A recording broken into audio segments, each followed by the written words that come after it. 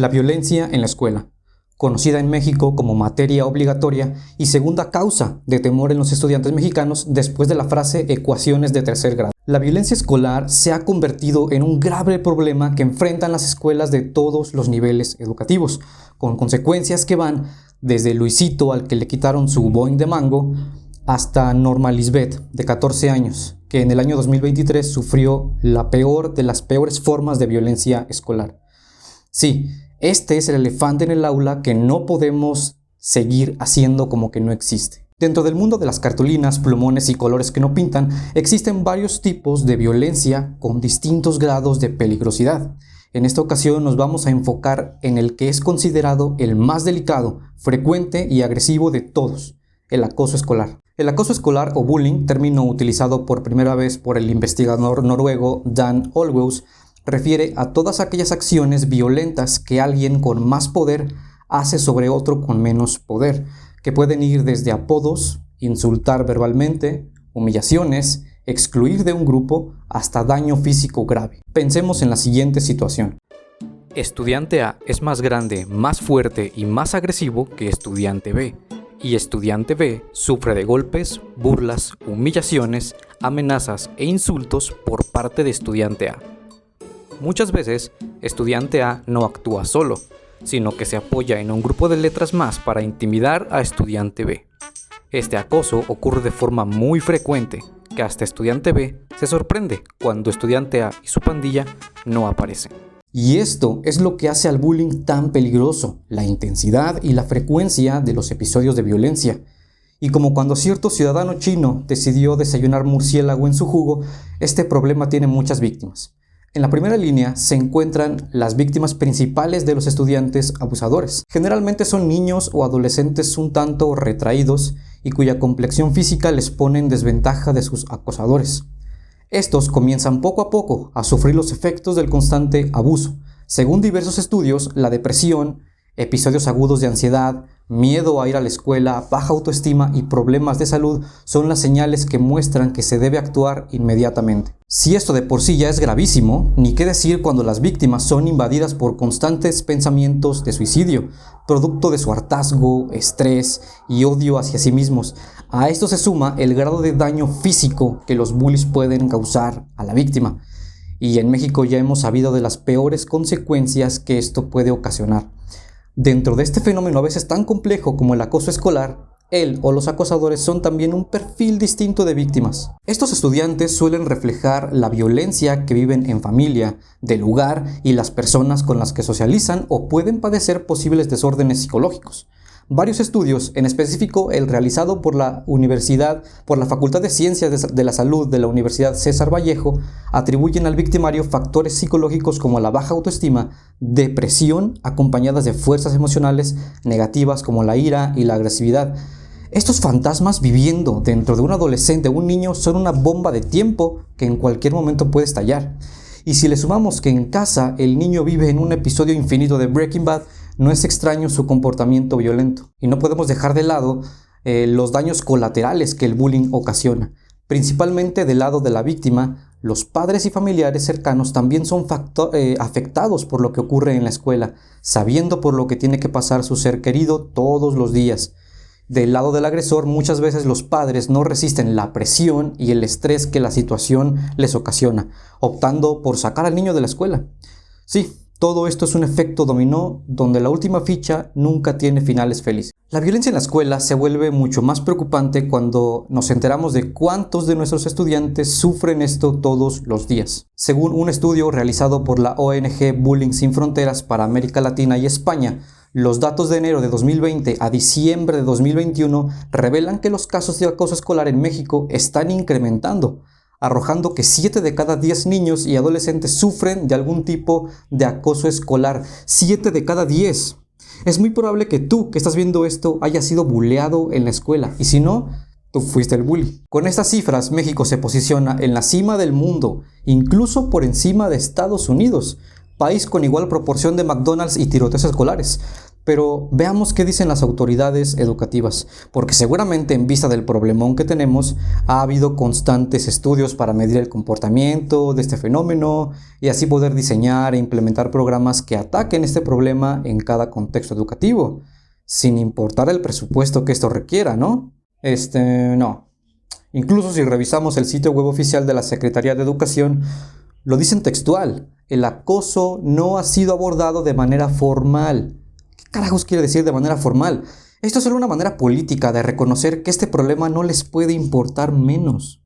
Es más, en el mismo sitio reconocen que ni siquiera han hecho mediciones recientes de los casos de bullying desde principios de los 2000. Así de poco les importa. Esto puede darte a ti un poco de consuelo, porque hasta tu crush muestra más interés en ti que la SEP en tratar el bullying. Ante el tamaño del elefante, vale la pena preguntarse ¿qué hacer? ¿Cómo podemos comenzar a resolver este problema? Antes de intentar responder esta pregunta para México, veamos qué han hecho otros países. Viajemos primero a la tierra con más jamón serrano, corridas de toros y racismo, España. Increíblemente, en el tema de bullying y violencia escolar, el país de las 1000 hostias resultó tener los registros más bajos de acoso escolar, según reportes realizados en el año 2018 por la Organización Mundial de la Salud. Evidentemente, los esfuerzos que este país ha volcado en atender esta problemática han dado buenos resultados. Dentro de su marco legislativo se establece que el Estado tiene la obligación de proteger la integridad de niños y adolescentes dentro del entorno educativo. Pero esto no solo se queda a partir de las leyes, sino que a partir de esto se han implementado diversos programas y protocolos como el programa TI, Tutoría entre Iguales, el protocolo para la prevención y actuación en casos de acoso escolar, el protocolo Preocupación Compartida y el programa Kiva, del que hablaremos más adelante. Ahora, como diría nadie que se encuentra en un país europeo, volvamos a Latinoamérica. Siendo esta parte del mundo la que lidera los índices de bullying, hay países que han hecho un buen trabajo para aminorar el problema. Destaca el caso de Colombia, país que le dice droguerías a las farmacias. ¿Quién sabe por qué? Colombia ha demostrado buenos resultados en cuanto a sus cifras de bullying, situándose por debajo de la media, según un informe de la OCDE. Y aunque sigue teniendo cifras elevadas, ha conseguido crear programas de atención a la violencia escolar. Su Ministerio de Educación Nacional tiene un programa de atención integral para la convivencia escolar y un sistema de alertas para todas las escuelas del país. Se muestra la coordinación que tienen, ya que ante una situación grave de acoso escolar se debe activar el protocolo de atención integral de convivencia escolar. Posteriormente se brinda atención psicológica a la víctima y a los padres de familia. Y si alguna autoridad se hace bien mensa en todos los procesos de atención, los padres pueden reportar el caso a una comisaría familiar o a un centro especialista. La COCA fortalece hasta los programas educativos en Colombia. Volviendo a la pregunta que planteamos anteriormente, ¿qué podemos hacer en México para aplacar este problema? Primero, comencemos por dejar claro que no todo se soluciona con leyes ni metiéndoles mano. ¿Oíste, Sheinbaum? En México, la Ley General de Educación y la Ley para la Protección de los Derechos de los Niños, las Niñas y Adolescentes son muy claras. Deben procurarse una vida sin violencia y en ambientes educativos libres de acoso escolar. El problema es saber cómo aplicar correctamente esas leyes. Expertos consultados al respecto mencionan que no hay estudios que comprueben que las leyes por sí mismas resuelven el problema de la violencia escolar, por lo menos en países latinoamericanos, incluido México. La doctora Teresa Inchaustegui, prestigiosa académica mexicana, poseedora de un currículum tan grande que puede caber en la frente de medio metro, cuestiona esta necedad de México de buscar soluciones instantáneas. Como si las enchiladas fueran leyes para hacerlas tan rápido, caray. Las acciones concretas que se pueden desprender de las dos leyes anteriores son lo interesante. Es decir, ¿qué vamos a hacer para hacer cumplir la ley? Ciertamente la Secretaría de Educación Pública ha desarrollado diversos programas de acción, en concreto hacia el acoso escolar y sus famosas medidas para el bullying. Pero muchos de estos programas, como integrantes de Blink 182, ya les truenan las rodillas y necesitan mejoras. Y algunos están técnicamente muertos, como cierto integrante de Blink 182. Necesitamos renovarlos. Nuestros estudiantes no son los mismos de hace 10 años y las formas de aprender, de comunicación y relacionarse cambiaron por completo.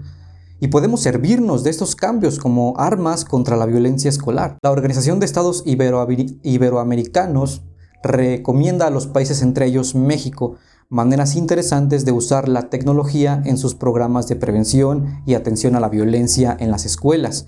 Por ejemplo, sensibilizando y enseñando a los estudiantes a usar de forma consciente sus malditos aparatos de los cuales no se despegan, y formas de evitar caer en el famoso ciberbullying, o como México le conoce, mierda, Noroña ya subió otra selfie. Pero a ver, todo lo que he dicho podemos arrojarlo al fondo de la basura si dentro de esas 4 paredes de la escuela no hay una aplicación bien hecha por parte de las autoridades, directores y maestros.